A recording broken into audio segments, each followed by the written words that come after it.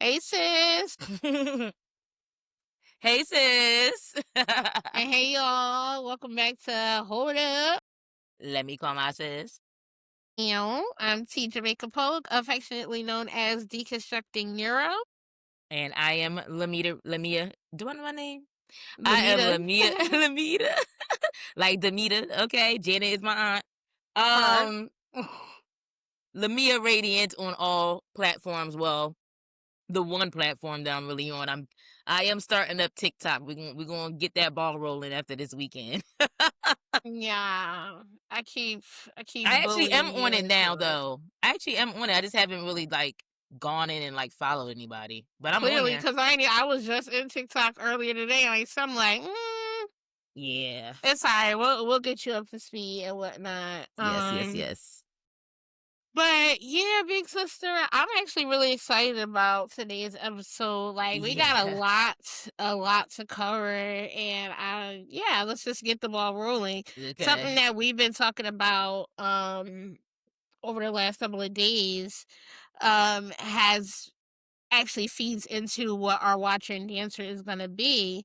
But in that conversation, like some more clarity and direction, I feel like has come into play when it comes to what we're doing individually, but in particular, what we're doing together with this platform.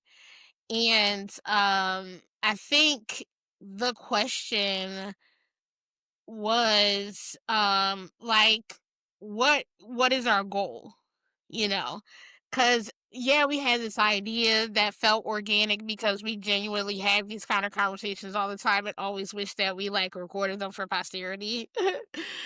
So that was the impetus, but like the actual like essence of it, and that sparked a conversation about like identity and kind of like what Yeah. we would if we had to like boil it down into a quote unquote niche, what it would be. And I like that we kind of reached that our niche is actually just universality, Well, which I is think it may help the audience to know how we got here, which I was could about to be a say, you about to get into it. Like, yeah, what yeah, could be yeah, a good part of our intro catch up for everybody. Um, so some of you may or may not follow or know of the read with Kid Fury and Crystal. But they did go viral over the last week because Crystal had, stated her opinion about how she felt about Cardi being pregnant by her current partner or whatever. And, if anyone knows the read, it is very like that's the point, is that they're reading people, which is like kind of shady. It's not meant to be nice. That's been that's been what they do for like 10 plus years. Is it? Yeah, I think it's been 10 yeah, over it's 10 like 12, years. almost 13 years. Yeah, Yeah. So that's what they do. They cuss all the things. So, and I mean, I guess that some of the listeners thought it was a little harsh even for them. And, these are people that should have been familiar with how they read people, really. So I don't really know why they were so up in arms about it. And also, for me at least, like, I'm not surprised at her stance, because I feel like she's been consistent about her opinion about things like right, this over time. Like, she doesn't really change it up, really. So I don't know. But, yeah, like that particular thing had us like kind of talking about, are we here to just like be another opinion thrown into the zeitgeist of opinions already that everybody's making, because sure, we have opinions about that situation, but if we were to bring it up on this platform, like, what is the goal? Like, what is our angle and our purpose and intention behind talking about that?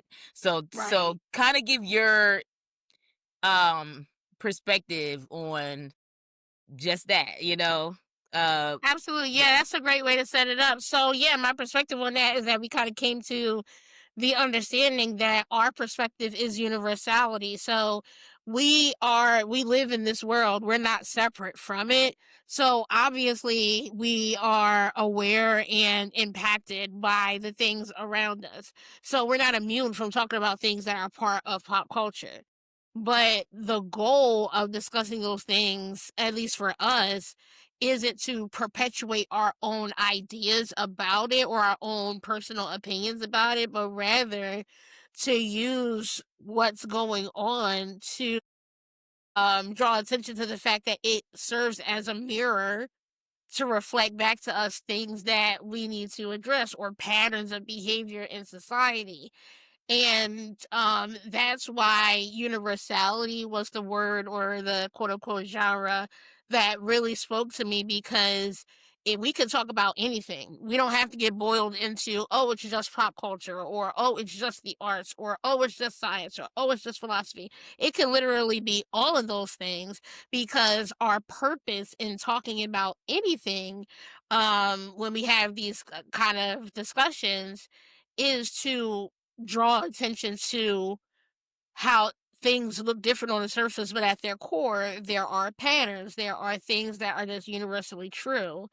And The so truths of the matter. Like, the what's truths of the the matter, truths? which Yeah. actually makes it less constraining. It's a less Mm, constraining of a genre, because it doesn't limit you to a specific topic. It actually just gives you direction to stay on course or on target, no matter what the surface level of the top. And we kind of have yeah. inadvertently been getting there by the fact that, like, we'll have these different overarching topics for our watcher and dancer, or even hating and loving, and then they'll all come back to the same thing. Was like, oh, it's still, we can tie a line right back to Yeah. the colonial mindset and this emptiness, the spiritual void, right? Mm, But now it's just kind of like, okay, we're aware of what has been natural. But now that awareness allows us to infuse more intention into it, and so that yeah. excites me. Yeah.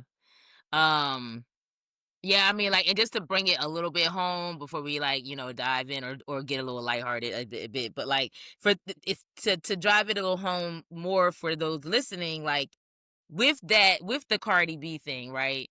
The first thing that comes to mind as far as like how our angle is, I think about coping versus healing, which is something that came up in this like workshop that I did a couple weeks ago. And I think I think there's something to dissect there, because in like I was DMing you and some other people about the whole thing and getting perspectives, and what have concluded is that it's possible that this is her way of coping. You know what I mean? And like, there's not a right or wrong to that. I mean, is it a healing process? Maybe. And, I mean, coping is a way, is a journey to healing. We all start off coping, you know?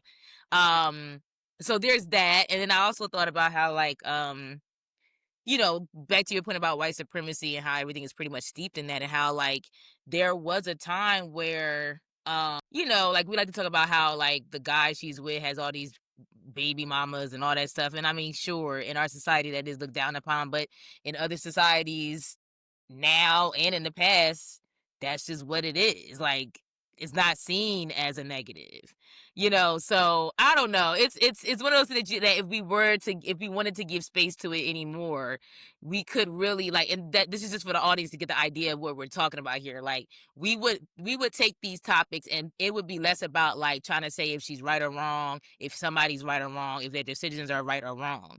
It's more about like, what can we pull from this and say, these are the truths that are true no matter what. Like, we can like kind of examine it on a more zoomed out scale, rather than like an attack and like a personalized thing. Like, what does this scenario tell us about human Right. nature? You know what I mean? We're looking at it on a macro scale as opposed to a Mhm. micro scale. You can Yeah. use these individual situations to draw it back to the bigger picture. And that actually leads into our watch and dancer this week, where we're talking about spirituality and science. And at some point before, we've touched on like the difference between spirituality and religion. So just Mhm. to kind of set a foundation, when we talk about spirituality, we're not talking about any kind of prescribed religion. Rather, we're talking about the widely understood practice of becoming aligned with Mhm. your like higher self, your inner self, and the wording that people use may be different. Right. But generally, that's a most that's a very universal way of talking about spirituality. People use different methods. It looks different ways on the outside, but at its core, we're talking about the journey that people take to becoming more centered and aligned with what is considered their higher self, right? Right. Um, you had said something about there's a difference between coping and what was Healing. it, coping and healing?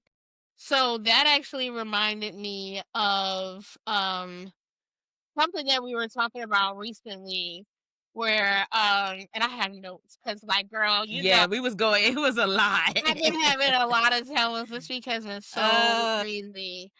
Um but yeah, so basically there's a lot of duality that came mm, up. I was noticing that pattern. It was like blank versus blank and blank versus blank. oh. And to me that just shows like what's the word I'm looking for? That is actually even when we do the X versus Y, mhm. it's usually two sides of the same coin, but because we're so used to ascribing negative or positive to certain things, Yeah. we we kind of lose sight of things just being, right? And so Mm. that I'm getting at is like I kept having this recurring theme of everything is neutral and it's only positive or negative based on how we perceive it and how Mm. we allow that perception to impact our behavior and beliefs. And the example that I always go to is water, right? Water is neutral. It just is. Now can it be used to for healing and cleansing and transportation and all that good stuff? It even can be utilized to generate power. You talk about like hydro mills and stuff like that. But it can also take your life. You can drown. You can drink too much water that you flush out essential minerals in your body. Um, so it itself isn't a bad thing or a good thing. It just is, and how it's utilized or what happens is wholly based on perception. Mm. And that's a hard thing for a lot of people to grasp, Or especially when intention. you come from huh?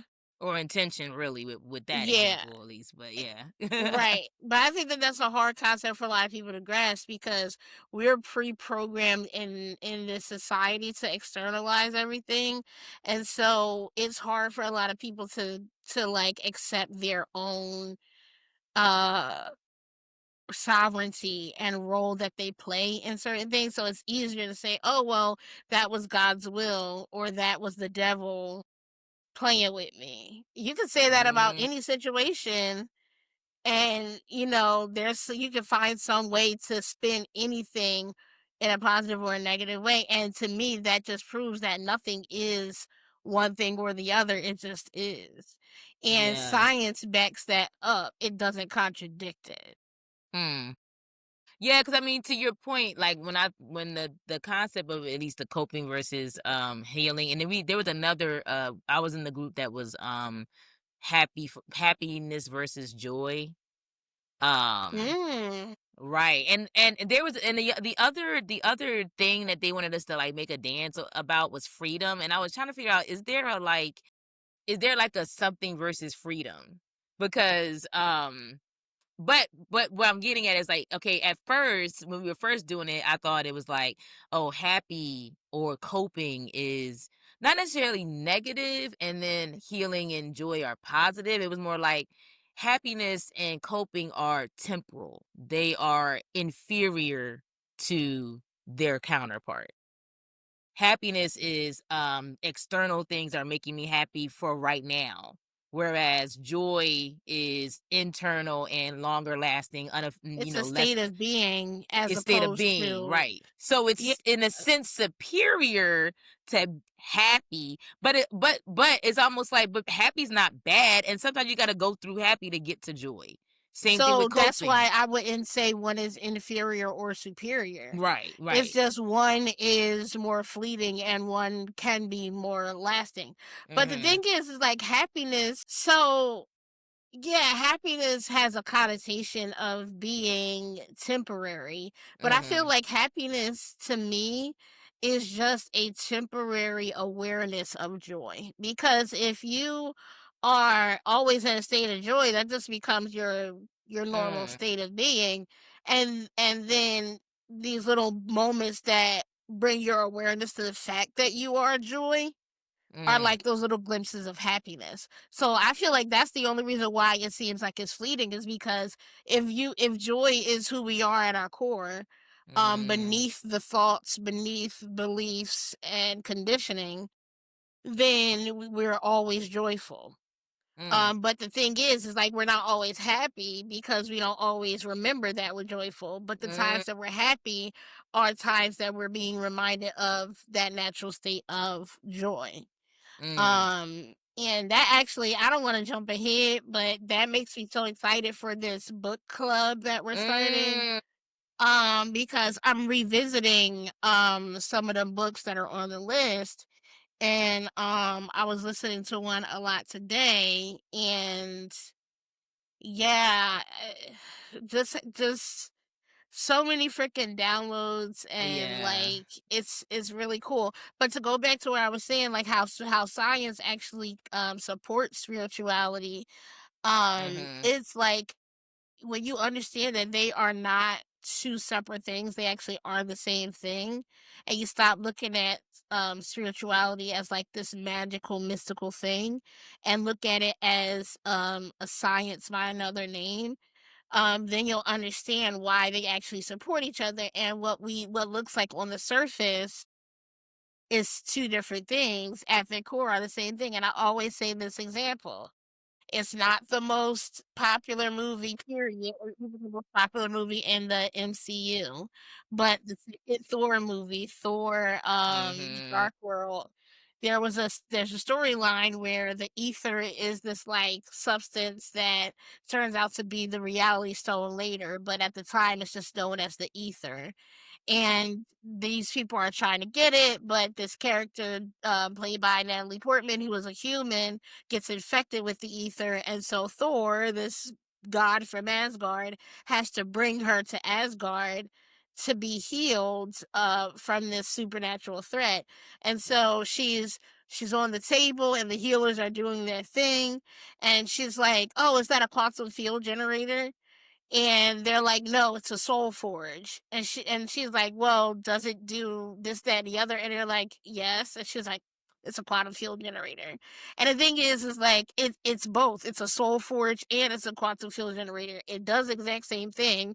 Y'all both know how to use it or what it's used for, but y'all have different explanations or y'all reach that same conclusion. You and physicist Jane Foster figured out what this was using the science and the language of this physical realm.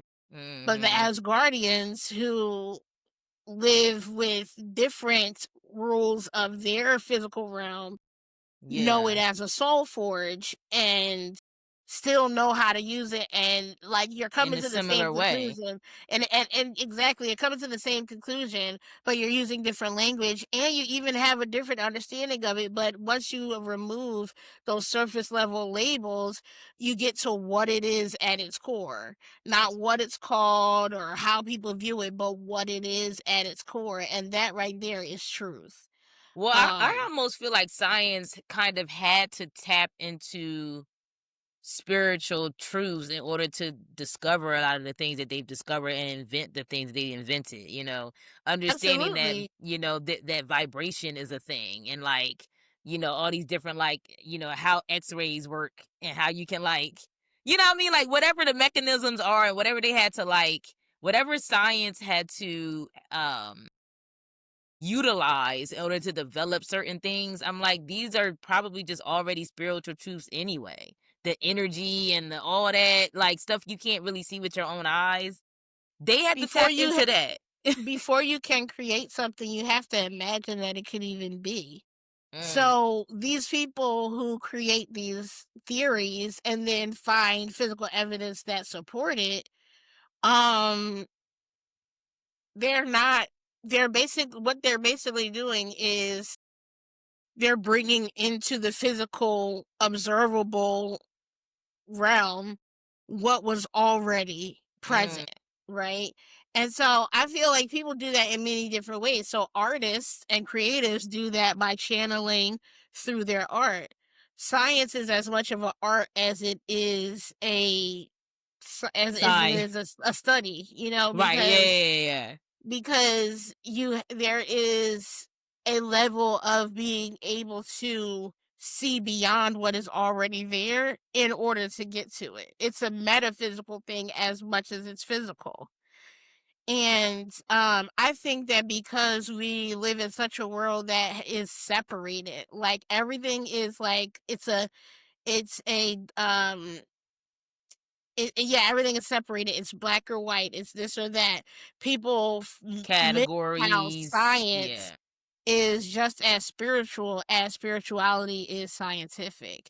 They're not mutually exclusive. In fact, they support each other every day. Like you just said, energy is observable. It's observable, but you can't see it with your Mm. naked eye.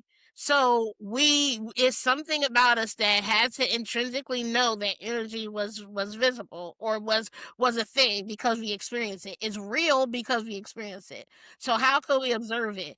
Now we tap into a collective consciousness to Right. bring it to a visible state, right? So they didn't create energy. All they did was use energy to be able to see itself. It's a mirror. It's Yeah. an echo chamber. Mhm. And that's how we're all co-creators, because the universe is just an echo chamber for what we put out, because we are the universe. That's why we say things like everyone is a mirror, or relationships are opportunities and mirrors for us to, if we are willing to be self-reflective and basically look at ourselves. Mm. But again, like we like to say, we're in the upside down, and so where everything's flipped upside down, we externalize everything, we keep everything separate, not realizing how intrinsically connected we all are.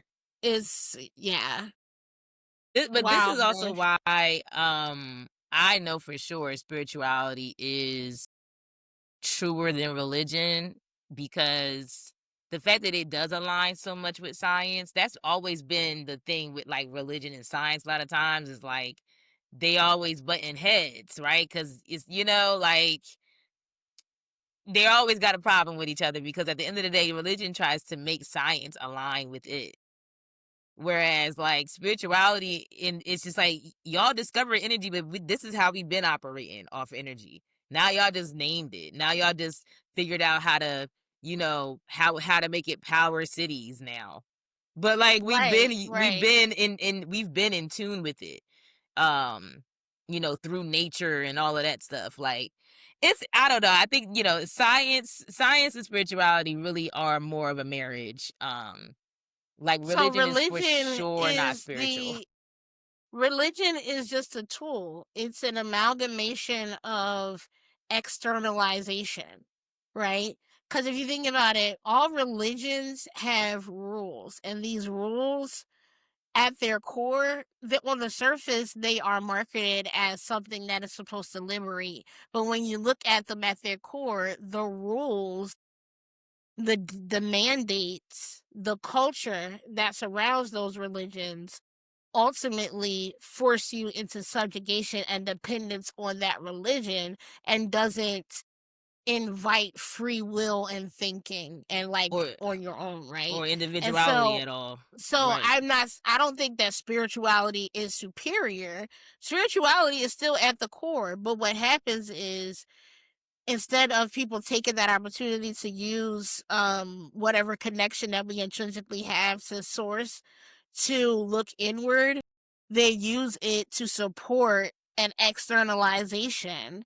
And then when you are not, we've talked about this before, when you're when you're focused on outside instead of inside, you have to do things, you're attracted to systems that control other people, because that's the only way you can control yourself is by being Mm, external, being held externally accountable. So you're God. attracted to other people who have that same need, right? And so, I've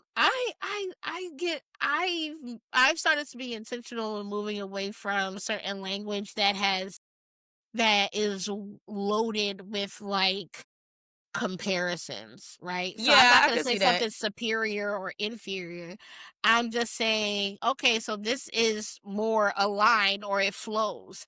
It flows Mhm. better. This is how we could flow better and experience life with less blockages or move through things if you were more aligned this way. It's not necessarily that it's inferior or superior. Cause then that's Uh, all that language still is a point of comparison, using something as a standard and something as a deviant, where we just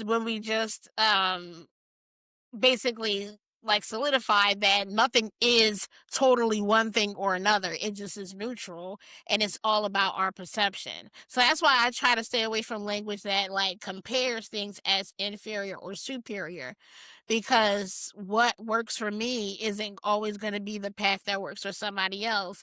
And if I think that because this is how I stay in alignment, that makes it better than how somebody else stays in alignment, then I'm still on I this hear you. comparison type I hear kick. you, but I'm a counter. I'm gonna push back on that a little bit. As at what I feel like can happen though is if certain things are utilized um as if they are superior to the other. So I think what happens, like, let's take religion. To me, religion really are just the rituals. It's a structure. It's a more structured version of spirituality to some extent, right? And to be honest, I think this is kind of what I'm experiencing career wise, is that there's an upholding of structure over something else that's more fluid, right? So to your point, that when anything is put above another, that's when it's the misuse of it. Then it kind of corrupts that thing, right? Because now it's not being because it's being seen as superior. You think about patriarchy versus matriarchy and how corrupt that system is over hundreds of years of it being seen as superior to something else. Like, I almost feel like that it's a to that is to your point. Like, when you elevate something above another, that can lead to its corruption and it not being in the nature that it was meant to be in. It's the So misalignment. It's it's out of unbalanced. alignment. It's out of It, alignment with and itself. so that's all I'm saying. We're saying the Yeah. same thing, and that's all I'm getting. You're proving my point. That's It's what the I'm yeah, same yeah, yeah. thing, right? Cause It's like the same religion thing. aligns so much with like politics and stuff for a reason. 'Cause they're Like, the exact same thing. They're yeah. systems of controlling other people, and they attract people who want to perpetuate that system. So, Mhm. it's not that what but my point is basically like, I look at it as differences, not as superior or inferior. Because another conversation that I know we had was when I was talking about, like, for me, I have personal, like, especially over the last few days, have gotten very clear downloads about how I want to present myself and how I want to govern myself, and how I feel like this is truly how it's going to align me to walk and live in my purpose. And at the very same time, there has to be somebody in this world who is on a very similar path, but the conclusions they came to are the exact opposite. Mm. They could be like, oh, I actually, what's going to get me aligned is me putting down roots, is me buying a house and planting trees and creating a space. Whereas I'm being called to be nomadic, right? But Mhm. at its core, if we are aligned with truth, One is not better than the other. one is not better than the other, even though Mhm. for me, obviously this feels better to me, or it feels good to me because it's aligned with me. But I'm not going to then be like, well, they shouldn't do that. Or, I mean, it's better to be nomadic. Why? It's better for me, and it's better for other people who also align with that. Yeah. But overall, it's not a better or worse, because if we're all following the same path, if the goal is truth and the goal is to be aligned, then people take different ways, and the way it looks on the outside is going to be different. And that's really that's kind of my point, is like, yeah, like, and then like, so to go to bring it back to kind of like the science of spirituality. So my point about everything is neutral, it just exists. When we think about energy, the Mm, science has proved that energy cannot be created or destroyed, it can only mhm. be transformed. Right. Um, and that proves the spiritual principle that we are no different than anything else that is made of atoms. We are Mm, interconnected to everything around us. Everything that is a part of creation is us, and we are everything that is a part of creation.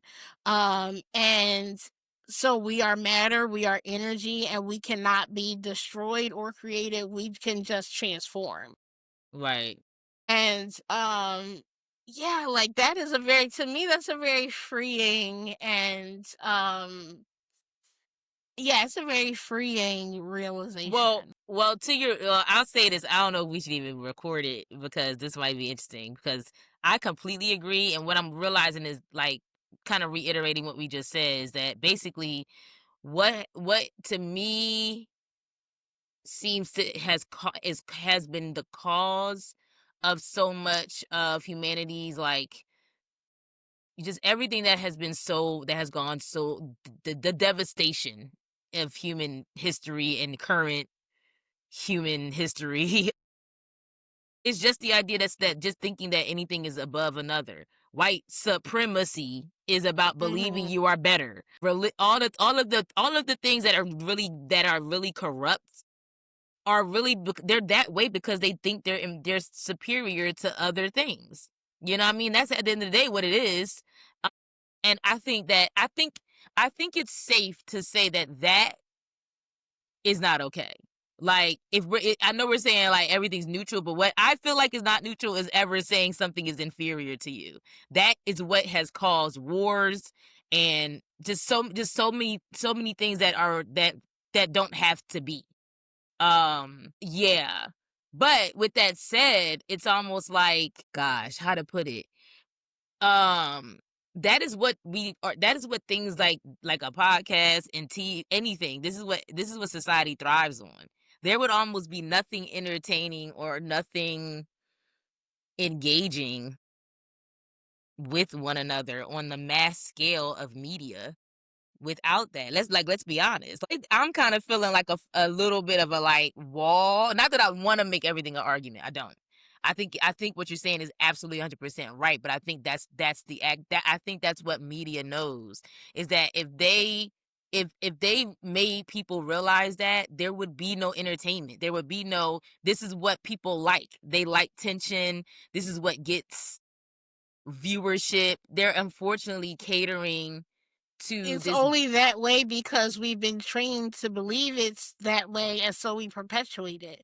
But Yeah. So you my didn't thought is have to be that way. how do you engage people that have been trained that way? How do we re-engage them differently You with remove this in mind? judgment. You start by removing judgment. And honestly, like, there's still underlying, like, I don't believe that it's conscious. But Mhm. even saying something isn't okay, or making these definitive statements that are really opinions, it really is. Like, and stick with me here. Most people would agree that being a empty, devoid, consumerist, capitalist, colonizer is not a good thing, right?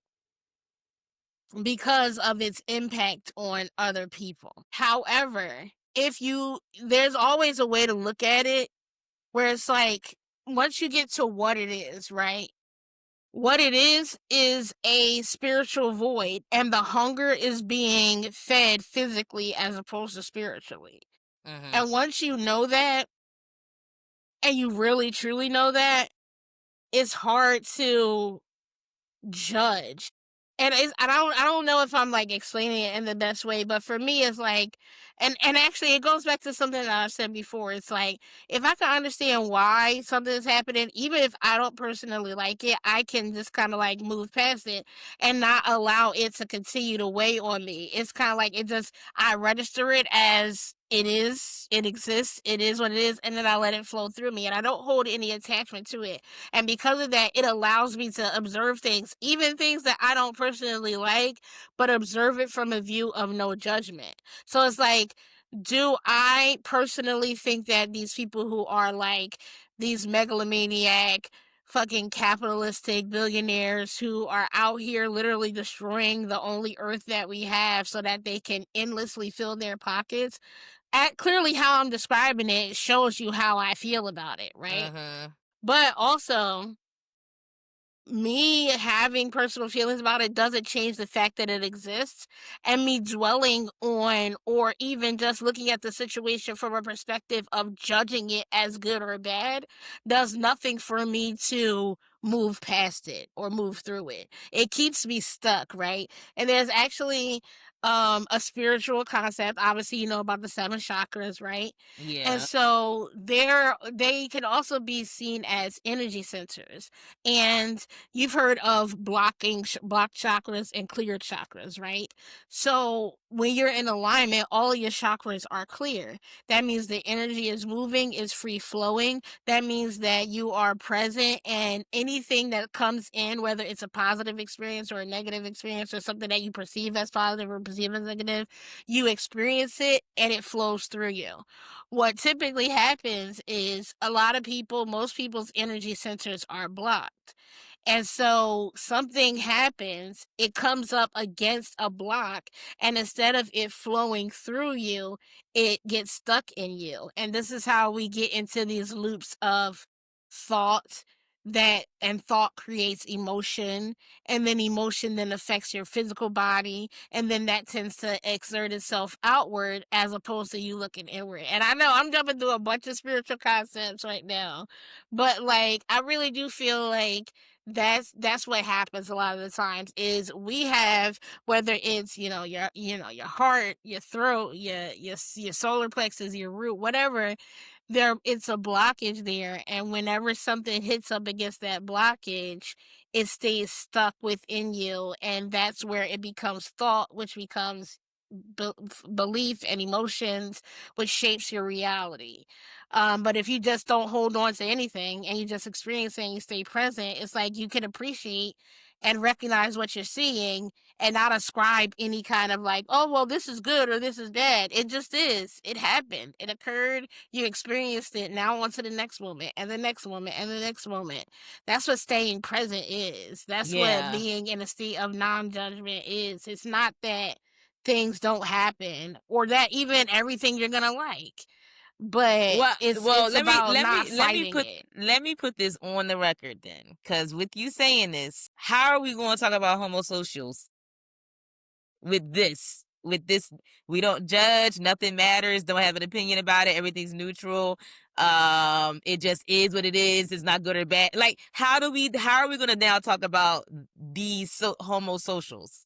How can we do that? By And that, sticking to empirical evidence. Like, look, okay, what we do. So, homosocials. What we mean by homosocials is the yes, concept that, because so many people are thinking black and white thinking, they assume that if you are emotionally, especially for guys, if they are emotionally, open or emotionally attached to somebody, that it's like like they must also be sexually attracted to them too. Which clearly isn't the case because, as you can see, so many men, because of how our society has conditioned them to value detachment from their emotions, um and also has conditioned them to feel like being connected to your emotions is inferior. They act out of a pattern that keeps them stuck, right? It keeps them stuck in this loop of being human and needing connection and needing to be emotionally validated and needing to feel community, but also being conditioned to believe that you can't show that with a woman, because if you do, then that makes you equal, which to them is like being oppressed. And Mm, so all of that is pointing out how we feel about it without trying to um influence how other people feel about it. It's basically like presenting observations devoid of our personal like feelings in the matter, and allowing people to take that information and draw their own conclusions, right? mm. Because like some people will hear that and they'll be like, and it'll kind of go over their head that we're pointing out a system that man created without understanding that they were creating a cage not only for their opposition but for themselves. Some people won't hear that when we say that. Some people will hear, well, yeah, women don't like this, and it'll just be a confirmation bias, and that proves that serves as a mirror for where they are right now.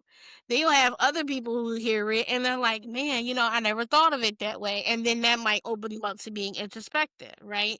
So if our goal is not to change people's opinions or beliefs, Mm. but rather to just speak truth and allow them to come to their own conclusions, then we can still talk about homosexuals, or yeah, I said homosexuals, homosocials or homosexuals, the niggas that's looking for a place to stay. It is about to be cluster season. About to get cold in these streets. Um, but yeah, we can talk about any topic, and it could like for people who know us and understand our perspective, they can already tell what we would believe about it without us having to like enforce it on somebody. Now, like I said, if somebody asks me my specific opinion and how I feel about something, I have no problem sharing it.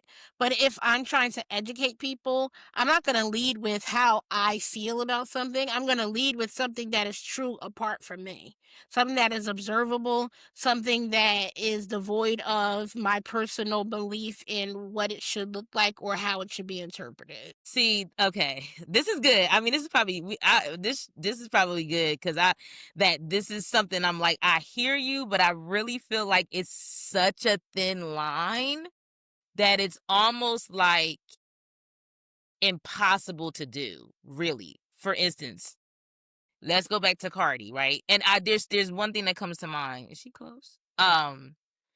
Let's take punishment versus consequence, which is what the one girl we like that what's her name on The real Instagram? holiday.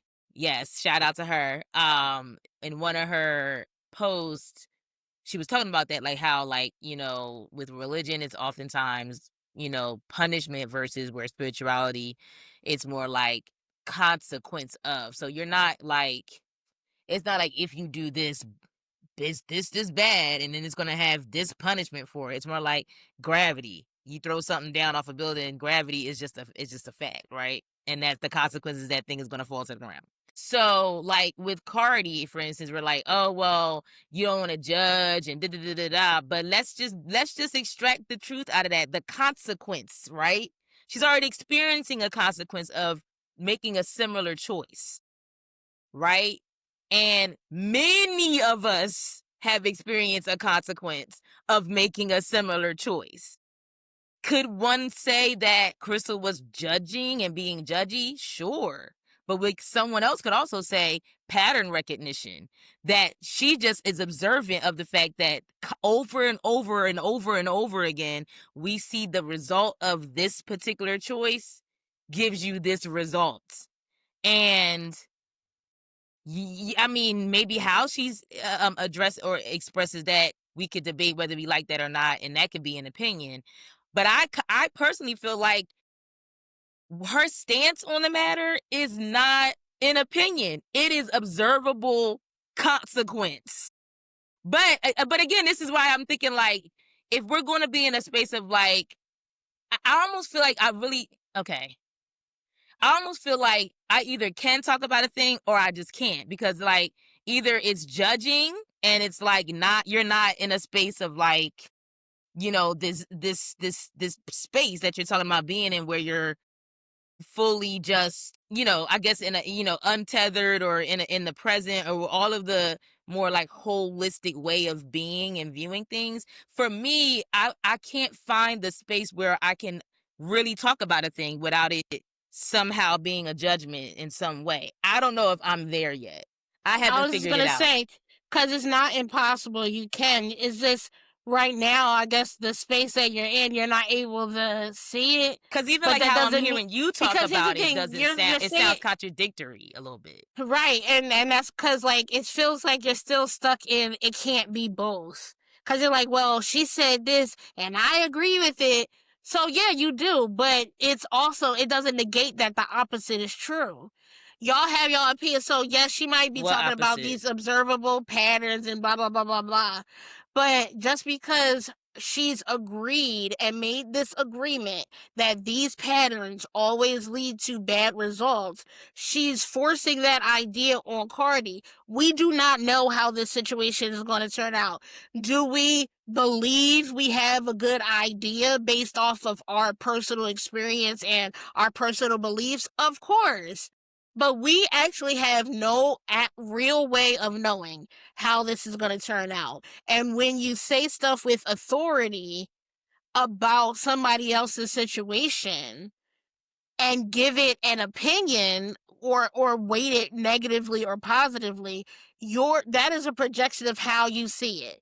Cardi could But be how is in this that exact different same from what you're saying situation about homosocials, though? How is that different from an assumption you're making about, well, these niggas is like that because this? What if that's not always the case, though? What because if, we're not talking about how it looks in their life. We're talking about the principle. This is the motivation behind it. The way it looks in different people's lives. You got some guys that become incels. You got some guys that become red pill whores. You got some guys who become XYZ, but at the root of it, patriarchy at its root keeps men in a prescribed box because it subjugates them to believe that they have to subjugate others in order to stay at the top. That is the root of the patriarchal system. Whether you're talking about incels, red pill, right wingers, rapers, gooners, whatever the group is, at their core, they have those same issues, right? And it looks different on the surface, but it's the same thing. So I don't know. It, I want to find a more succinct way to put it, but it's yeah. like anytime you ascribe an attribute to something, that is you imposing your opinion on it. And it doesn't matter if it's positive or negative. As soon as you're like, well, this shouldn't happen, or this should happen, or I just think that that's wrong, or I believe that this is wrong, that is telling you right there that it's not a universal truth. What So is I believe is homosocialism not a wrong or universal. right? For a guy, like, is it wrong? Is it right? What are we saying about it? I don't think it's wrong or right. I'm Mm, saying it is because how about you got some guys who know that they're homosocial, but mm-hmm. that doesn't make them dickheads to women. They're like, maybe I'm polyamorous. Maybe I go and I get with women who only want to have sex, and I have my group of guys. There's an ethical way to be a social. If you know that you genuinely are attracted to masculine energy and that you feel more comfortable with masculine energy, you Get you a can be stud. more balanced. It doesn't have to always be about sex, so it doesn't have to look that way. It doesn't Mm-hmm. have to be that, is what I'm Mm-hmm. saying. So it's like it can literally be whatever it wants or needs to be on the outside, as long as the core is the same. So again, you got some. We were talking before about like mediums, people who are clairaudient or people who have like almost like an intrusive connection to the spirit realm. And Right. the example was that show Medium, where it's like, well, the main character Allison, she comes to accept it and see it as a gift, and she uses it to help people get closure and peace. Meanwhile, Mm-hmm. her brother was running away from it, and it turned him into an alcoholic, and he dulled himself and numbed himself to run away from it. It didn't change the fact that he was a medium and that he was getting these messages, but he chose a path that was avoidant. Now, Mm-hmm. it's one isn't what it just is. They both have this ability. Excuse me, they both have the same ability.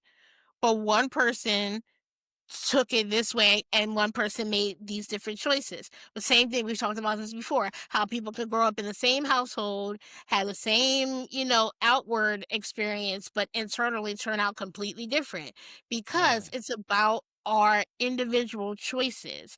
The thing itself, the circumstance, the situation, the life situation itself can look a myriad of ways. But right. at its core, there are things that are devoid of the external, devoid of any kind of opinion, Okay. I, good or I I bad. guess I guess like when you oh shit, my computer's gonna restart. It does this sometimes. It's gonna restart in like 4 minutes. Okay. Um, but to your the medium said thing, right? So maybe we're not saying, oh, I think this is right or wrong, or I believe this is the good or the bad. It's just like you're saying, brother was not in alignment. Period. Like that's just it's no way you can look at that situation, him being an alcoholic, and say that, well, it just is, and compared to her being in alignment. Like, or No. Because how about I this? don't even know I don't know what to talk about. Cause it's But like no, this was, I feel like I'm like, if I say anything, it's gonna hit this thing. And it just I'm not sure how to talk about anything now, to be honest. Cause I feel you like know what I anything just I got say from will that? I feel like, and maybe this would be something we talk about offline, but a mhm. lot of it sounds like, fear or an anxiety of not knowing how it'll be perceived, right? So Well, you say, I don't know how to yeah. talk about something. I don't know how to talk about something. But if you just speak honestly, then like it doesn't matter how it's perceived. And however it's received, it's another opportunity for you to sit back and reflect. Well, my thing is that I rather, for me personally, because the thing is that I actually agree with you about all of it, and that's why it's like for me, what I hear is that everyone is just doing what they need to do, and so unless I'm assigned to speak into them and say to them like spirit has is telling me guide you this way, this is more in alignment with what you need in your life, if I'm given that privilege for someone else. If not, mind my business and be in alignment with what I'm supposed to be here to do, and that's it. Yeah, But so then why are we talking? What's the point of all of this? because because That's what I don't know. we cannot heal in isolation. So when Okay. we have the opportunity to use other people as a mirror, as an echo chamber, as something to bounce ideas off of, we create an environment where other people can have an avenue to look into themselves and see how that applies to them. So Mm, like getting it out there, making the creation. So when you do art, when you make a dance, it's because you want to say something, right? It's mm-hmm, because there's a point of view that you have personally, but you leave it open to interpretation to the people who are looking at that dance. So you mm-hmm. have a truth within you that you have received. You've taken it from the uncreated into the created. You've taken it from the metaphysical and made it physical. And this is the intention that you poured into it. But you have no control over how people perceive it. And that's okay. It Mm-hmm. doesn't change the truth that created it. All it does is it provides an avenue for other people to look at and possibly dig deep and find certain things within them. And I think But that is it always true? Like when I create art, that's not everybody's situation. Like when I create a dance about my divorce, there's happily married people that and and so that's not true for it, and I'm okay so with that. But I don't want to feel like I can't express what I've experienced with marriage and what marriage means to me. But you yeah, so can. That's what I'm saying. that's where I You think I'm don't have to take confused a little bit. into account what other people may think about it. I It don't. doesn't matter. That's what I'm So saying. that's what I'm I'm more saying. so But you concerned about can what you're make going to think because what I'm I'm talking to saying. you. But no, but I'm not different than anybody else is what I'm saying. So you can make a dance about divorce and perform it in front of people, a room full of people celebrating their 50th anniversary. Hmm. And they can pull from it what they will. It doesn't matter if they feel your exactly how you felt in the divorce. What it matters is they got something out of it. You were true to you. You put something out there that was from a place of truth, and you allowed it to exist, and you allowed it to be observed by other people. And from that, they will take what they will. You got out of it what you needed to. You channeled your emotions into it. It's Ooh, created. It's 30 out. seconds? It'll All cut right. back on, but yeah, it'll cut back. Yeah. Well, Kind of like I full no, circle. yeah, I mean, I think it's a rough convo. It's not anything anyone's used to us doing, but I think it's necessary because what I'm sensing is that you are beginning a particular part of your spiritual journey, which is not where I'm at. And again, it's not better or worse. It's not further along. It's not whatever. It is what it is. Right. I might have even gone through this possibly in my own way, and I'm just in another space now. Whatever. Mhm. Um, because I feel like a lot of what you're talking about, and I could be interpreting this not quite the way you are experiencing it. Um, but like that idea of detachment is what I'm doing in a particular area of my life right now because I've noticed toxicity that I don't want to be a part of and that does not align with my purpose there, right? Mhm. And Absolutely.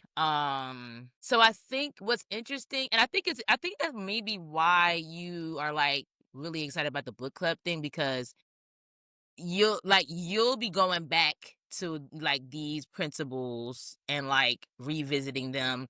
Like I'll be revisiting some of it too and visiting some of it for the first time with you and the audience will as well. And I just feel like at the end of the day, some of these principles are just going to be hard. Like okay, I think that there is something to all of the judging and opinions and a this and a that because at the end of the day we are in a human experience. That is what we're in. A lot of the like detachment stuff, I feel like it's it won't be as sustainable until we are dead. Like it's just something about it. And again, maybe I have to go through the journey to figure out how to be in that space while also being in this and in this world. Um Yeah. to some No, extent. you're hitting the nail on the head. Like it's hard to see somewhere that you've never been, like consciously.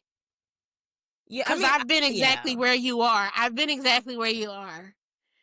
And you're right. It's not better or worse. It's literally just it just is. It's Which part of makes the it's kind of journey. boring. I'm gonna be The honest. It sounds boring. It sounds like, well, why do anything? Just be somewhere and be like, oh, that's great. Like sit on the bench, like homeboy who wrote The Power of Now. That seems like that's the way to exist. Just sit somewhere and exist.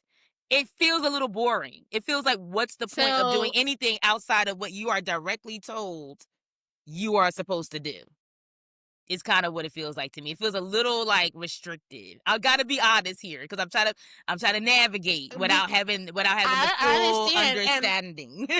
I understand. I'm not judging you. I get it. It's coming from it's a very like narrow point of view that we all have and that we all have to work through. Because we've all had it at one point. Because it's like talking. I think we're going in circles, but a lot of it keeps going back to, I feel, I believe, I think, and you're still identified with your beliefs, like your personal beliefs are the same as universal truth, and they're not. And that's a step that a lot of people struggle to get through. And to your earlier point, this is why I'm super excited about doing this book club because one, some structure is needed, right? Like spirituality is all about alignment, which also includes, or it alignment is just another way to say balance, right? So just because we are flowing more into our intuition and deeper understanding doesn't mean that we don't also need a structure to hold ourselves accountable, because to your other point, we still exist in this world. So this world values structure, and this world also requires us to have some kind of external structure. But even working within those confines, we can find ways to free ourselves and use the structures that are imposed upon us as tools to our internal liberation. So that's why I think this book club is going to be really important for not just us, but people who need a landing point, who need this kind of space, because we talked about it before. We have not encountered this kind of space. Most places are, even if they start off with trying to, like be enlightened, ultimately ego, meaning a surface level understanding of ourselves, comes into play, and you have people trying to push a particular angle as opposed to staying true to things that are just like, Well, that's where I feel they like just are. it gets tricky on this kind of platform versus like a one-on-one, or like even like some small group situation where you like kind of know each other more intimately. Because again, like for me at least right now in the space that I'm in, it's kind of hard for me to speak on a general topic without eventually crossing a line of I think or I believe or at least I've experienced it this way. And If there's I if nothing I wrong don't with if that. I don't know the Yeah. person personally that I can say for sure about something, um or even if I'm just speaking into something in a sense of like, well, how I have experienced this thing is, it's like, you know, again, it just makes me it just it, I just I'm still I have to take the time over however much time to figure out how I can speak into something that I may not really know a lot about but maybe have experience with.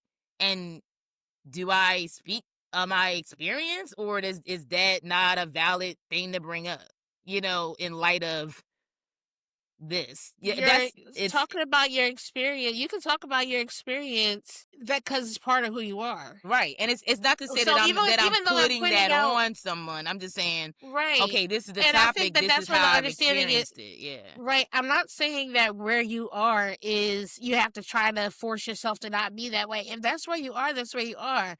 Where I am is where I am, excuse me, able to point that out and point out patterns. I'm not trying to make you get and be like me and where I am. Like, you just be honest. You have with us having this conversation the way it is, you being honest about where you are is always the biggest step, because the bringing awareness to it, you can't. So Candace Vandell, she always says, she's like, you can't, you gotta feel, you gotta get real about what you feel so you can heal, right? So if you can't name it or identify it, then you can't even like start the process of like addressing it. So there's absolutely nothing wrong with like, okay, so like you don't have to try to be anything other than what you are. And that's one of the good things about us doing this together, because it's not just us speaking into the void, which ultimately becomes just kind of like a sounding board for us to kind of like perpetuate our own beliefs, but we challenge each other, and like grow that way. And because of that, that allows other people to see it too.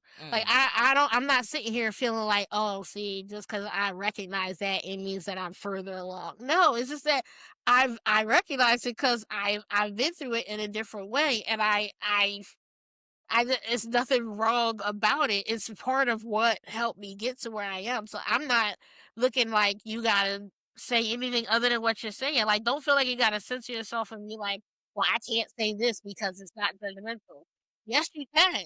Now, I might point out how it's judgmental, but but that does that's make not a person feel judgmental. like they don't want to say anything no more. I'm gonna just be Well, honest, it does. I understand, It's but that's, hard to flow in conversation if that's constantly, well, maybe that's you an know what I mean. opportunity for you to reflect on why you feel judged. Because believe me when I say this, and I mean exactly this. I am not judging you. I am not judging you. So if you feel judged, that is not me judging you. So is anybody's opinion a judgment then? Like if we get like getting back to it, like is someone just saying what they think about a thing, just what they think about a thing, and it's It not a is. judgment, right?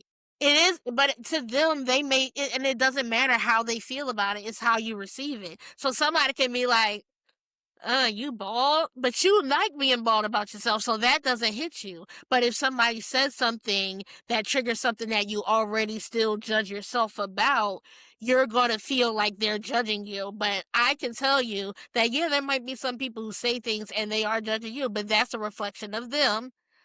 At least in our context, if you feel judgment when you're speaking to me, please, I just ask that you take that as an opportunity to reflect, because at no point, nothing that I say is coming with an intention from me to judge you, even if it feels that way.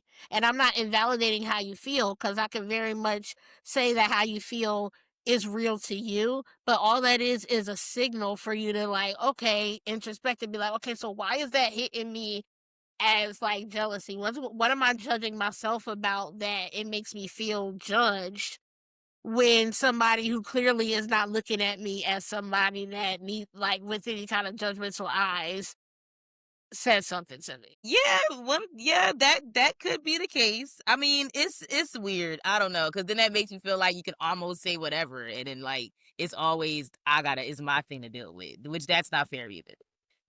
I'm And just like I saying, can't, like I said, because we're it's both our human and we're gonna intention. both do things very like not perfect. So you could be Of saying course, something I don't without the think I'm not intention, but I don't, you I know, know, that's what I'm saying, like, that's why I said my intention. I never said that you're never gonna be offended by something that I say, but my intention is never to offend yeah, no, no, not offend, not offend. I don't think so. or I don't think even it's that. judge. So I'm not gonna say you're not gonna feel judged by something that I say, but I can tell you that I know, at least with our conversations, I am never coming from a place of judgment. Well, okay. I mean, I'm because coming from I a don't know, because like I don't always think. I also am someone who doesn't always think judgment is bad. Judgment is also neutral to me too, to some extent. feel like that's the conversation about what's judgment and what's discernment. What's judgment and what's Judgment discernment? always is weighted as good or bad. Discernment is aligned or misaligned. Okay.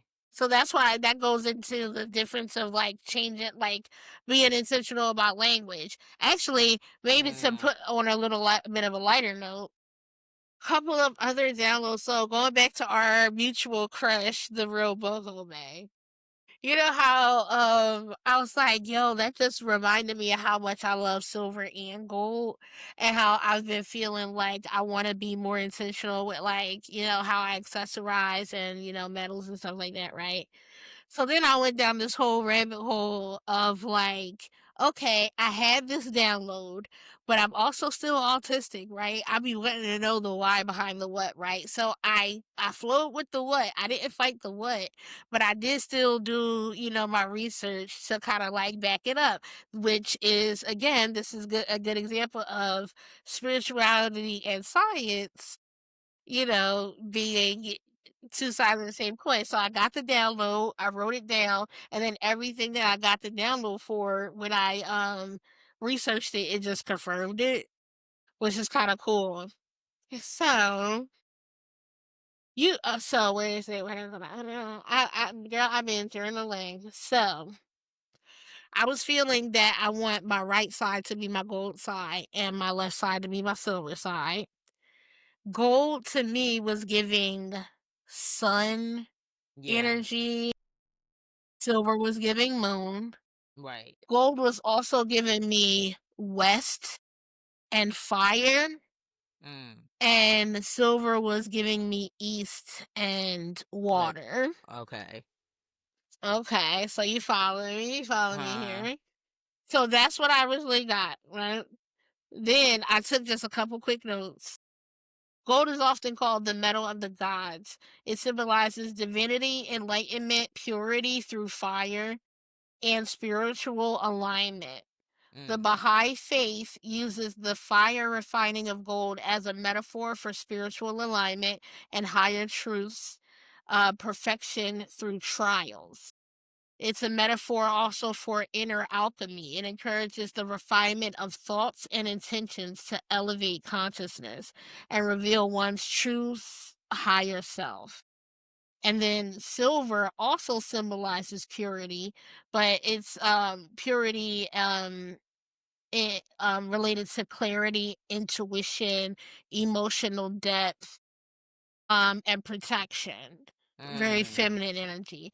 It enhances mm, sensitivity, helps to expand awareness, and increases or it deepens the connection to the intuition, symbolizes personal growth and purification of flaws through diligent effort. And they perfectly balance each other out that way. One is purity through fire, through action, through refinement, through going through mhm, trials, and one is going deeper to your inner self to find the pure source. mhm, So one is refining the outward, one is refining the inward. mm, Then I started thinking about directions, right? mm. The east and west of it And so all? yes, but not Uh-huh. just that. Like, why is the one hand called left and the other one right? And so I don't think about them that way anymore. I think about them as Occidental and Oriental. Those are the words that I Whoa, got. whoa, Oriental, ain't that? That just means Eastern. Oh, okay. Well, I thought it was a derogatory There you word. go. No, Oriental just means Eastern in the Mm, Orient, right? mm, So I was like, not left or right, but Occidental and Oriental, because those also mean West and East. mm, Um, and then I looked up the roots of those words. They come from the Latin. Occidental comes from the Latin occidens, meaning western sky or the setting sun, mm, and the sun sets in the west and rises in the east. And so Oriental comes from the Latin oriens, meaning the rising sun.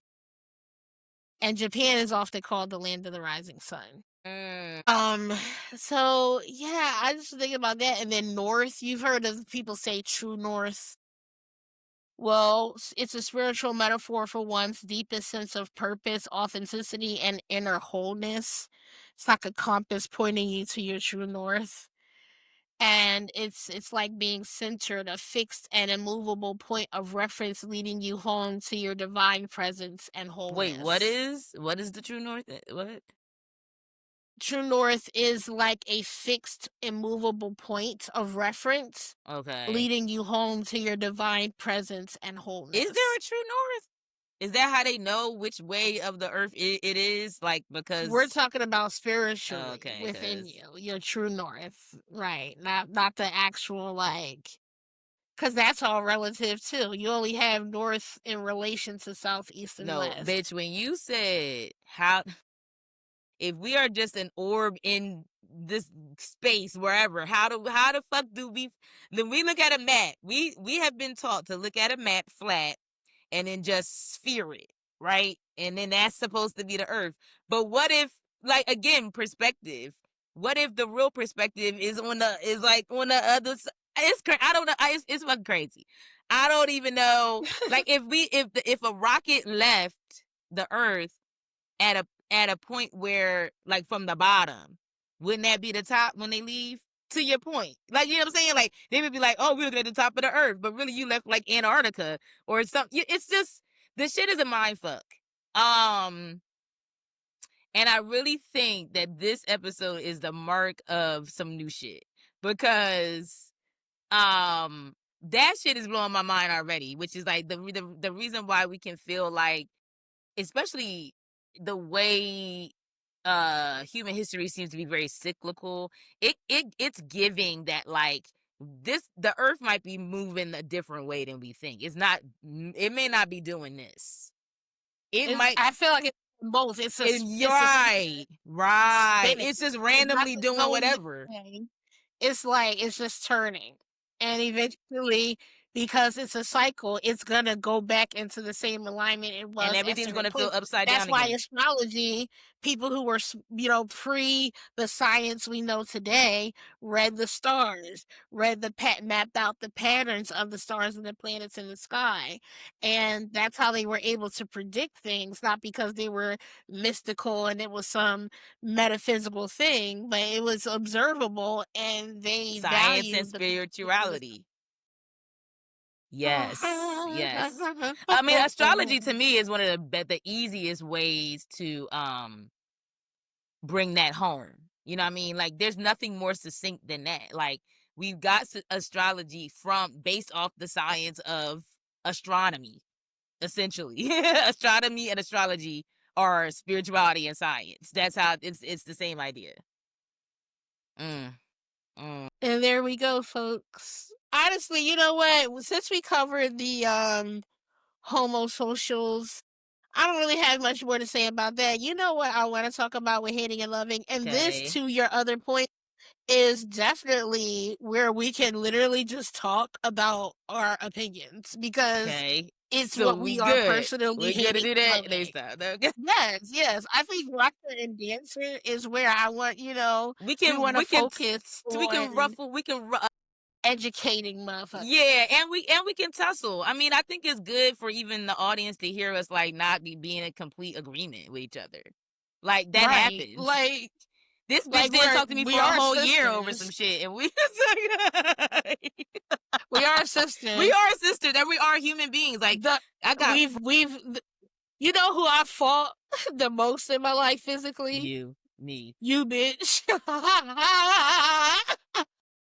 you bitch. The way the doctor's office was like to our mom was like, yo, they was scrapping on each other. Like the fuck. Yes. Over dumb Doctor, shit. Over like whose school was the best. We went to different schools at that time. it was real bad. We started literally brawling to Dead the point ass. we was in front of the doctor's office that we used to go to, so they recognized us and they called our mom saying, "Your daughters is out here fighting." And mom was like, "Oh my god, who are they fighting?" And it was like each Each other. other. And then she sitting by me say the lady was like, y'all, they You ain't got good. shit to They worry good. about. Exactly, like they got hands. Period. That's some wild shit though. Like what? But it's real. Like, and I have some friends that like, we took breaks from each other for whatever reason. Like it gets like that. Like, because again, everyone is ebbing and flowing in their own journeys and uh like even with Yeah. like me and Tony for for a while, it was like I ain't hear from that nigga forever. Now we're kind of like we're talking a little bit more like, DMs and everything like Mm-hmm. that. But but now I'm seeing how we both had to kind of go this way to come back. Like Yep. our journeys are starting to converge a bit more now. Mm-hmm. So yeah, but what you were saying about opinion, what we can talk about and give our opinion, what is it? Just in for watch her. For hating and loving, because it's Oh, literally just a rant. This is our okay. time to just be like, this is what I'm feeling. Like, Yeah, period. honestly, Right. that's what I need. I need that sometimes. And I think that's more so where my frustration might have been coming from is because like I'm spending so much of my time having to censor myself that to Yeah. be perfectly honest, I need somewhere where I don't need to do that. I do.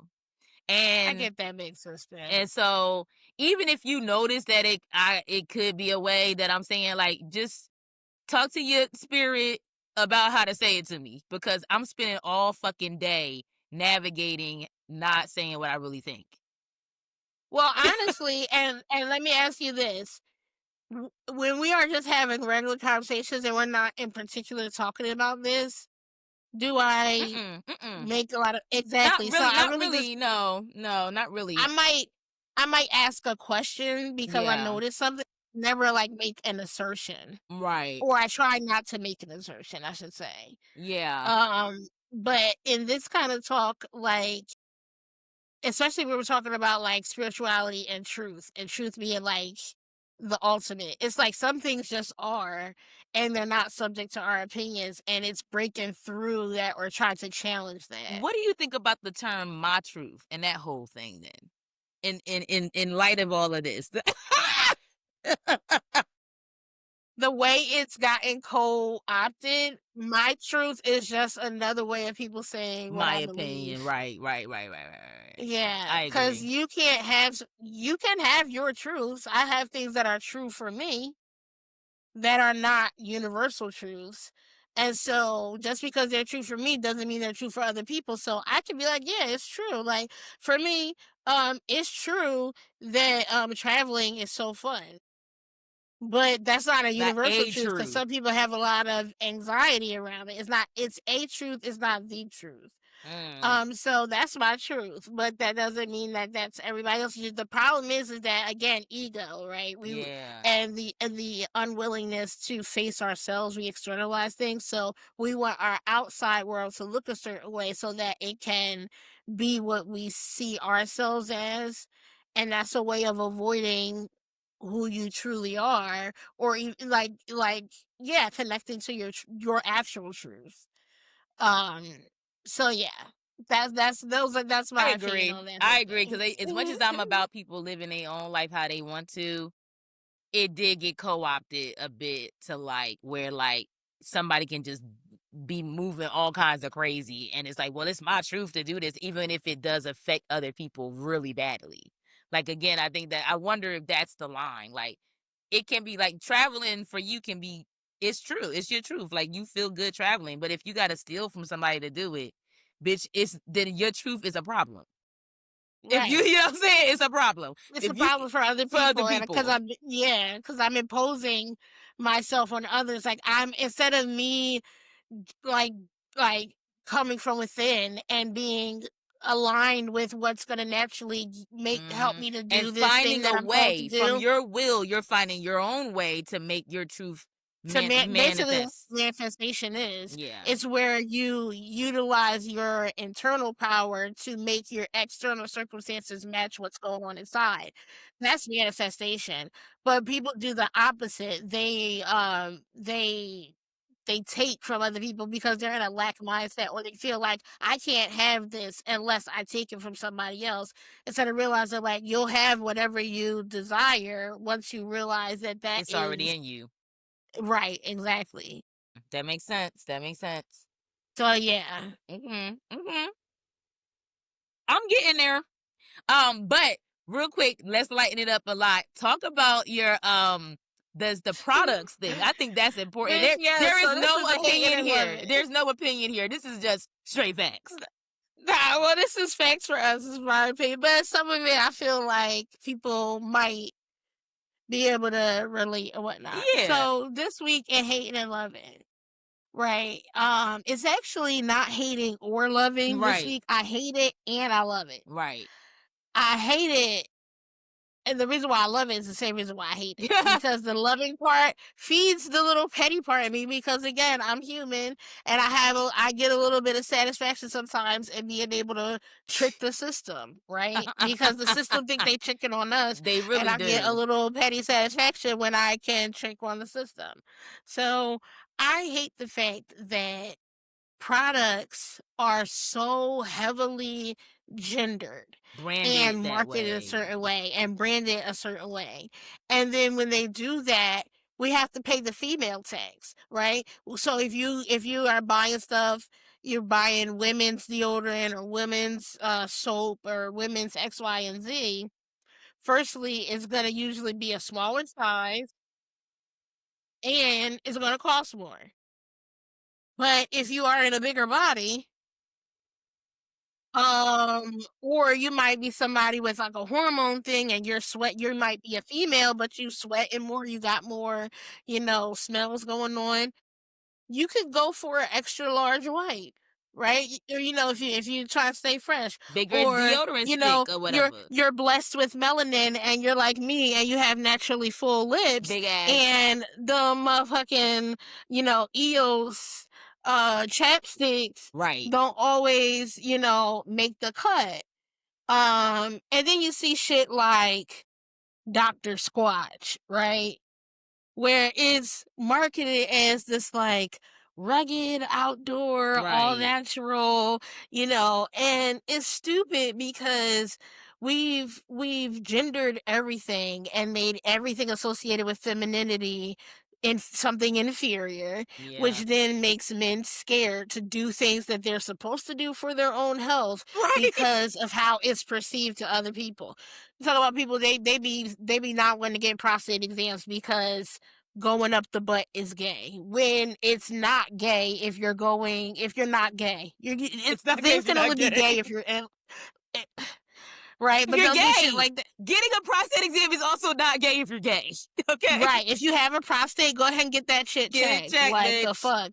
But I'm just saying, like, that's the thing, right? So So then these marketing firms have to like trick these motherfuckers by making Mhm. it seem ultra manly. Like you should, feel good about exfoliating your skin. So let's make this shit looks like it's Sasquatch. Either me man, me And what that does is at least it could trick these niggas into doing something to take care of themselves. Damn shame. But what it also does is it scares a lot of women away from trying these products and seeing that you get more product for less money.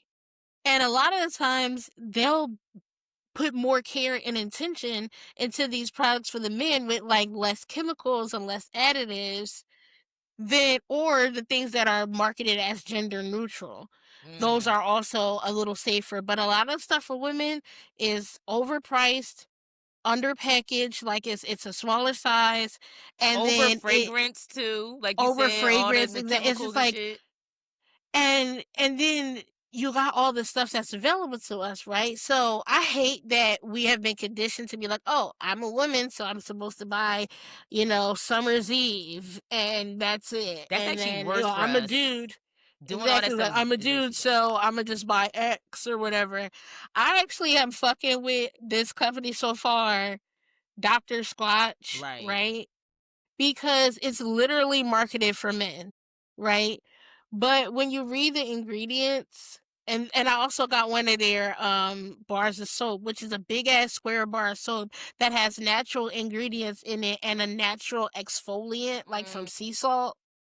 This is the kind of shit that if you go to Lush, which is marketed to more towards women, and they have great ingredients, don't get me wrong. I love Lush products I do too, too. but they are very fucking expensive They in are. comparison to the big ass Dr. Squatch square bar soap that I got for like less than $7. Listen, I am, and I like, And I this might, big ass I fucking might try Dr. that I've been Squash because putting it on. sounds pretty good and like you can easily get it most places too.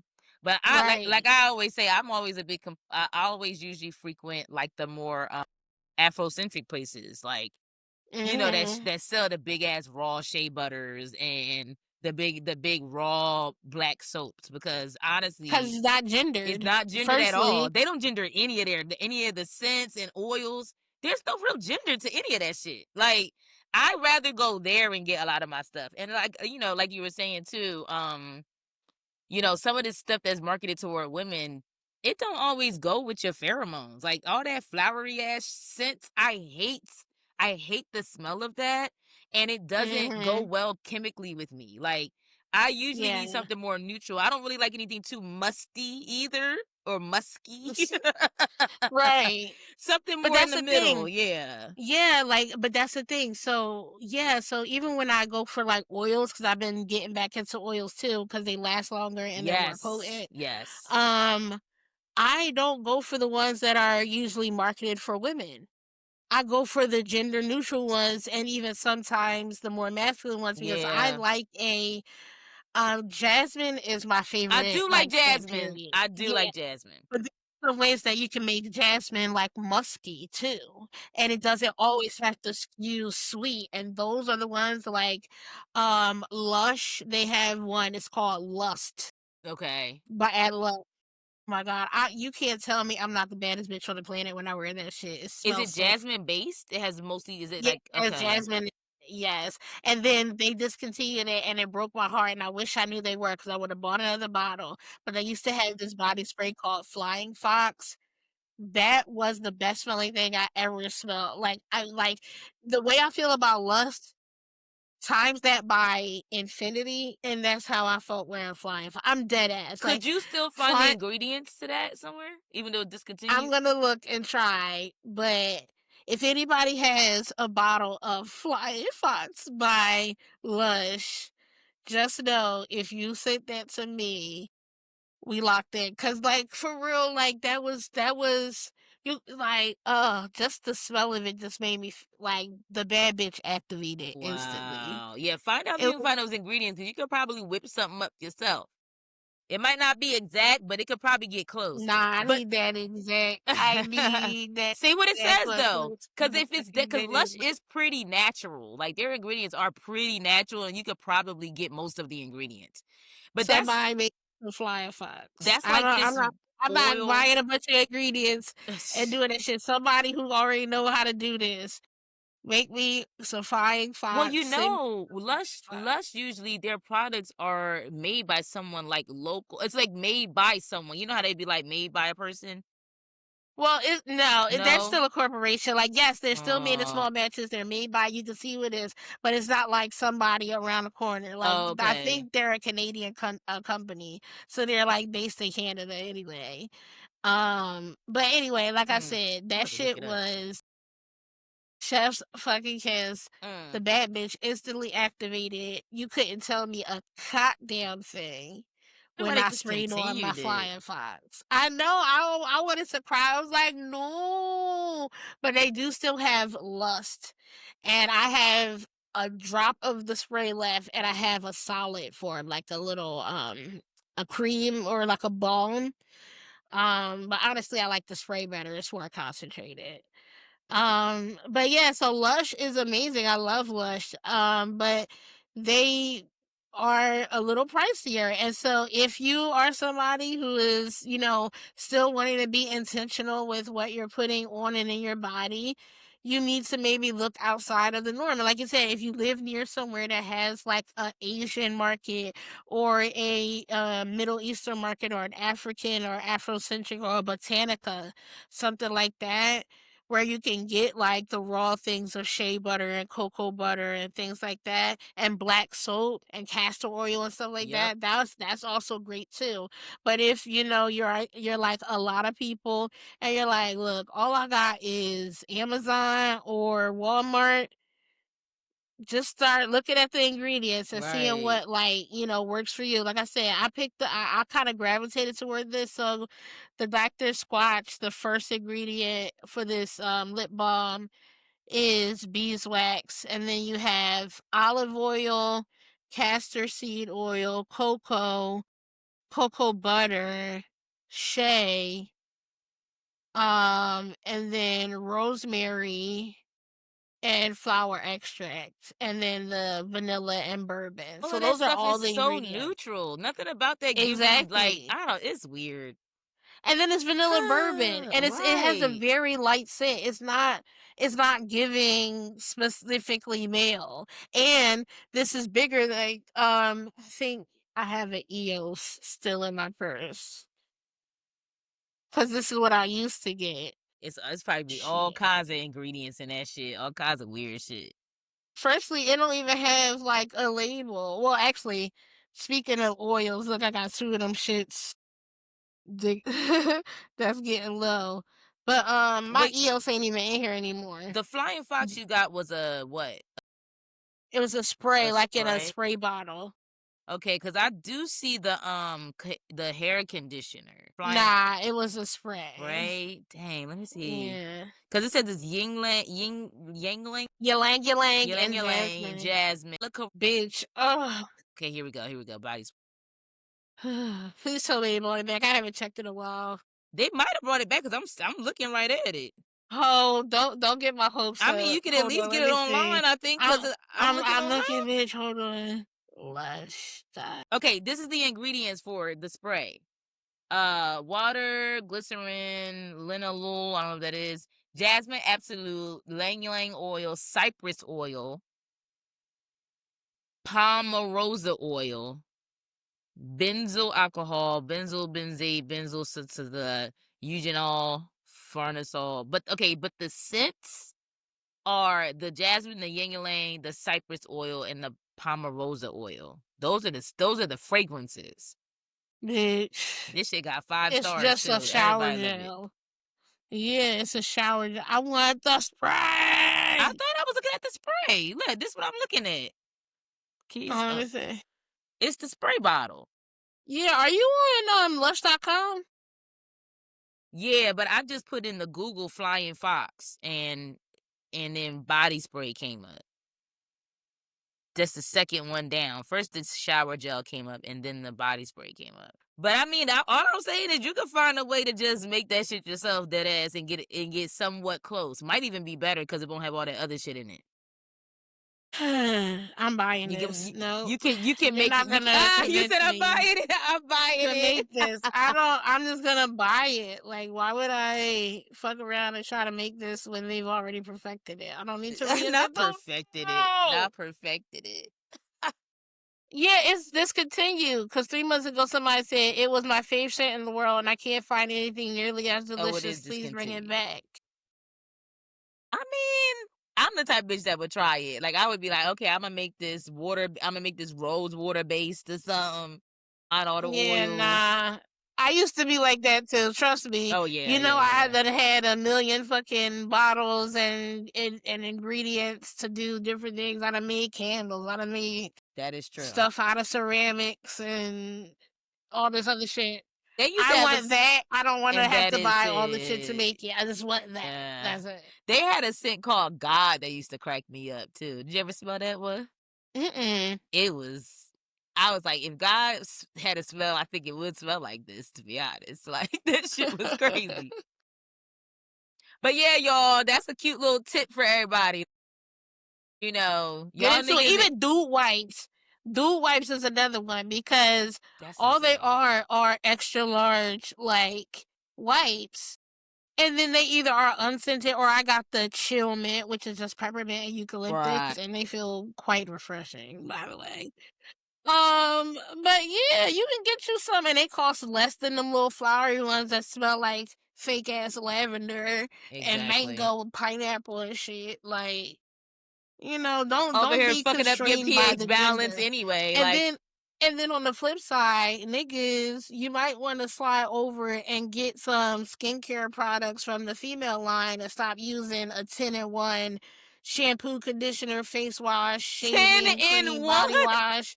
Like, you know, these niggas be trying to be like, look, dish I soap. got my bronzers 3 in I use it 1. as dish soap too. Type shit. I I clean off the kitty litter too, like No, that's real talk like though. Dr. Bronner's type shit, About to 3 give in y'all 1. niggas some sandpaper talking about y'all exfoliating. Right, get you a Dr. Squatch bar. Get I'm you. excited. That bar, it smells good too. It's like seaweed or sea salt or something like Yeah, that that. They sounds had one that also amazing. had like they have some with no grit, some with Mm, light grit, some with medium grit, and then there was this one with like coconut in it or something like that that had a or sand that had like a heavier grit. So if you need like extra exfoliation, I got like a medium grit one. yeah. I'm like, Interesting. yeah. Honey. Yeah. Well, I will be definitely checking. I actually do need to re up on some of my not cosmetic, but more like hygiene products. Ran out of shea butter. Ran out. I usually have the same things like shea butter, vitamin E oil, my black soap, and then from there, like those are like the three main things I'll get, and then I just kind of like mix and Mhm. match whatever I'm feeling in the moment. Also aloe vera, which I'm about to get some I'm about to get some real aloe vera plant from one of my coworkers who grows it, and I'm gonna use that to Mhm. make my whole like face moisturizer stuff. Cause I'll Mhm. get like a gel from the store, but it's still I'm always kind of like, what is this really? It's been sitting in this bottle for however Right. long, and Aloe is a freaking succulent. It's easy to take care of, and yeah, you could grow it yourself. If she's giving you a hmm plant, you can take some of it and plant it, that's true. and basically have endless fresh aloe. And all you do is take that shit, get you a small little blender that's specifically just for your cosmetics, and make your own That motherfucking. ass. And it's not hard. I Like, know. yeah. I think I'm gonna go for that. And you can eat aloe. It's good for you, put it in a smoothie and Mhm. stuff like that. Yeah, aloe's good. Yeah, bitch. I'm super duper excited. Yeah. Ho, like Well, let's get life is lifing. yeah, let's finish up by um giving more details about this book club because y'all gotta stay tuned. Y'all gotta tune in for that for sure. Cause here's the thing, the way Absolutely. we were talking earlier, um this book club journey is going to align us all in some way, hopefully. If you're called to be a part of it, then you're meant to be there. And I'm excited because I just the order of the books you're trying to do. I don't know if you want to go into detail about that and of Mhm. why you feel led to have it in that order. Maybe give people some idea what to look forward to with that. Absolutely. So, like, a little while ago, I started thinking about, like, some of the tools that I use that have been helpful with my spiritual journey, and they're things that I go back to. And some of them are books that really help to unlock certain things in me, right? And so I've decided, what is Biscuit doing? Biscuit, by the way, is her nickname for my son. If y'all are wondering, Yeah, for um, Noah. he 'Cause be I was just out being here doing the loud. background. He is on a daggone video game. This is what he does. It's how he Okay. decompresses. I can't even be mad. Right. It's Friday, so he done went through school all week. I Yeah, get it. yeah. But so I decided to make a list, and I was just listening to my intuition, and I made the list in this particular order. And then the other day we were talking, Mhm. and I realized that each book aligned in the Mm. order that I put it in, aligned with the chakras, the first Mhm. 6 chakras at least. I received a download today about what the 7th one is. Okay. And it is one that I haven't visited yet, Okay. Because you've but I read know all what the it ones that is. we are gonna read, the 6th at Yes. least. Yes. Okay. Um, but I've never read this one, but I know that it's the 7th book. But anyway, so that led me to be like, yo, I want to share this with people. I want to revisit these books, even though I've already read them, but I'm in a different space. And each time I revisit these books, I get something new out of it, and I'm reminded of things that I may have forgotten from them too. Right. Right. So another thing is I am somebody who loves to listen to audiobooks. When I was younger, I used to be able to like slam through books, like physical books. But now it's Mhm. so difficult for me to hold my attention that way. But I can get through books and like absorb them really well by listening to them. And I know a lot of other people Yes. are the same way. So I started re-listening to The Alchemist, which is book number 1, and I was like, "Yo, there's so many great lessons here, so many great foundational lessons that could speak to people of all different backgrounds at all different levels in their awakening journey." And Yeah. I think it would be really cool to have an open discussion with people about this book and in a different format than how a traditional book club is, where it's like you buy the book, you have to read a certain section, and then you guys all come together and answer questions or talk back and forth. Yeah. With our book club, you don't have to go and buy the book. You can if you want to, but you don't have to. All you have to do is show up to our live, which is free. Free free. And for now, we're gonna be doing it on Instagram and TikTok. Yes. And it'll be on Wednesday starting October 8th, 2025. So And IRL in real life or not? No, in real life. in real time, really. So that's when we'll be going live. And what we'll be doing is we'll be playing the audiobook section Mhm. and then pausing for reflection. Yeah. Basically like a live reaction Yes. video. Yes. And then in the chat, you guys can pose questions, make observations, and just interact with us in real time while also getting access to these materials and being part of a community of discussion. And like we were saying earlier, like we can't heal completely in isolation. Your hermit Absolutely. stage is a very important stage in your journey, and Uh, it's a cycle. There's going to be times where you need to be by yourself, and there's going to be times where you need to be in community. yes. And I'm really feeling this as a time to be in community. Um, and for others who feel called to that as well, we invite you to join us as we go through these works and react to them in real time and have robust, lively discussions. And if you can't make it on Wednesdays during the live stream, we are going to have our own website Oh, yes. I forgot about this. Yes. And by every Friday, the new episode will be available on like a backlog library Yes. where you're going to be able to go and see it if you weren't able to participate in the live. And again, this is all free for the Alchemist, and because we want you guys to be a part of this journey, we want you guys to grow alongside of us, Yeah. and And I'm, yeah, I, and I'm I'm really excited clearly about with that. y'all on this too. I've read The Alchemist already, but I read that one. That might have been like pre and going into, because I remember I was in my studio apartment the last one when I read that. I feel like I remember Hmm. being there, and I moved there in 2019, like early. Well, when did I move there? October of 2019. So I Wow. feel like I remember reading it like pre-pandemic into, and I think I had just finished it right before we knew what was going on.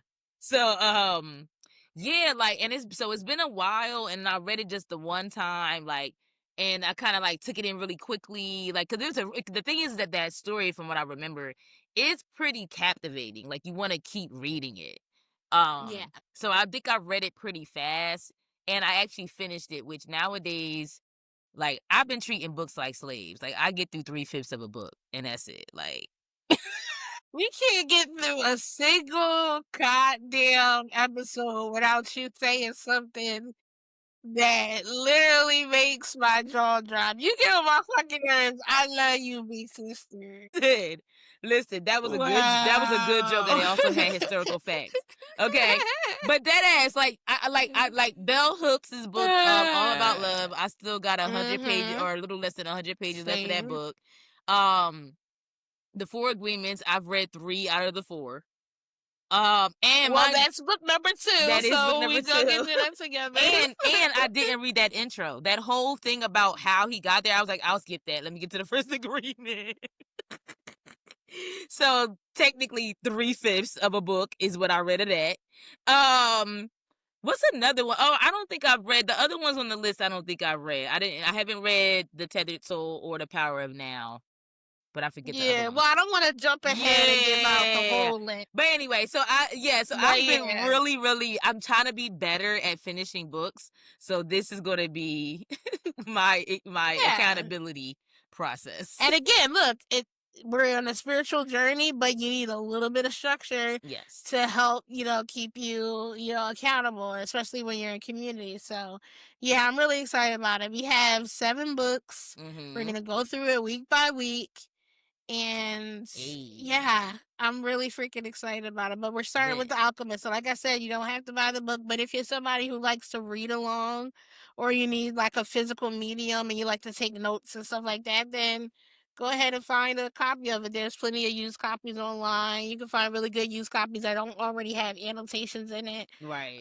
Or get a digital copy Oh, of it and then and join along if with they want it. to do the Audible, there is a plus to that, cuz Mr. Jeremy Irons does the Yes. mhm. Oh, yeah. Well, that's the Mhm. version that we're going to be using during book Oh, club. right. That's Jeremy right. Irons is the one who narrates The Alchemist, which just makes it even more captivating because his voice is Yeah. chef's kiss. Like, I fucking love his voice. Him and Tom Hiddleston have like a similar quality, Tom in my Hiddleston. opinion. Loki. Oh, Loki. Yeah, I could see that. You know what was a missed opportunity? What? DMX doing the Bible. And you guys, that was this week on. Hold on. Yo, cause that nigga when he would pray, he was on to something. Like DMX reading Song of Solomon. Come on, y'all. Come on. That was a missed opportunity. Anyway. All right, y'all. This was a All good I one. can This hear was a is good it one. was And Brenda Lakeisha Tiger, whatever. About 3 kills. Song of Songs. Song of my songs. Whatever. I don't know any No, words you from know what Song. that made me think of? My In the fucking beginning, Cat God Williams. No, no, was the no. word. No, sorry. You, Cat Williams. He was. I forget the whole joke, but at some joke he was talking about DMX. He was like, "That nigga really talk like that." Like, Yeah, can you you imagine know. that nigga like, ordering food at a restaurant like, "Let me get a water No, with dead extra ass lemon." though. Like, that nigga do really talk like that though.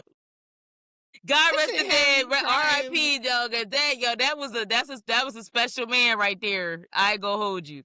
Sag That down. was a time Yes. too. That was a Yes. A time. Rough time. Riders and Eve, DMX, the boy in the honey. skirt, Philly. Literally. Man, that was a time. But anyway, we can get into that mix of star. Yes. All right. But Well, yeah, we had as 2 hours, always, girl. yeah, but With a little bit of when we edit. snip, when we with a little nip tuck, it'll get under two Yeah. hours. Yeah. All right. Our Well, mix of peace star. out, Love guys. you. Bye. Talk to you later. Bye.